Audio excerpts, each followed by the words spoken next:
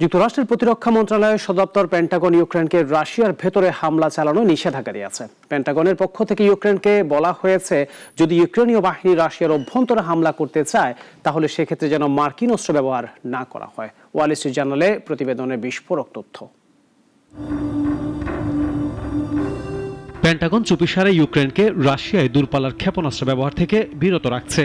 গতকাল শনিবার Wall Street জার্নালের প্রতিবেদনে মার্কিন কর্মকর্তাদের বক্তব্য উল্লেখ করে এমনটাই জানানো হয়। এতে কিয়েভের রাশিয়ার হামলা প্রতিরোধে সীমাবদ্ধতা এসেছে। রয়টার্সের সত্যতা তাৎক্ষণিকভাবে যাচাই করতে পারেনি। ৩ বছর ধরে চলা রাশিয়া ইউক্রেন যুদ্ধ বন্ধে শান্তি চুক্তি করতে ব্যর্থ হওয়ায় প্রেসিডেন্ট ডোনাল্ড ট্রাম্প জনসমক্ষে হতাশা প্রকাশ করেছেন। গত শুক্রবার তিনি বলেন, রাশিয়ার উপর নিষেধাজ্ঞা আরোপ করবেন নাকি শান্তি চুক্তি থেকে সরে আসবেন তা ভাবছেন।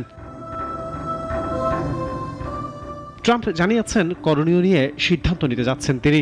বড় নিষেধাজ্ঞা, উচ্চ শুল্ক আসতে পারে। খামখেয়ালি ট্রাম্প কিছুই না করে এটা যুক্তরাষ্ট্রের লড়াই নয় বলে সরেও আসতে পারেন। সম্প্রতি পুতিন ও ইউরোপীয় নেতাদের সঙ্গে বৈঠক করেছেন ট্রাম্প। তিনি পুতিন ও জেলেনস্কির দ্বিপক্ষীয় বৈঠকের আশা করেছিলেন, কিন্তু তা সম্ভব হয়নি। রাশিয়ার পররাষ্ট্রমন্ত্রী সের্গেই লাভরভ বলেন, আলোচনার বিষয়বস্তু এখনও চূড়ান্ত হয়নি। ওয়াল স্ট্রিট জার্নাল জানায়, হোয়াইট হাউস পুতিনকে শান্তি আলোচনায় টানার চেষ্টা করছেন, কিন্তু পেন্টাগন ইউক্রেনের দূরপাল্লার হামলার জন্য বিশেষ অনুমোদন প্রক্রিয়া চালু রেখেছে। প্রতিরক্ষামন্ত্রী পিট হেগসেথ এর ওপর চূড়ান্ত অনুমোদন নির্ভর করবে। ইউক্রেন ও হোয়াইট হাউসের প্রতিক্রিয়া এখনও পাওয়া যায়নি। ডেস্ক রিপোর্ট, নাগরিক।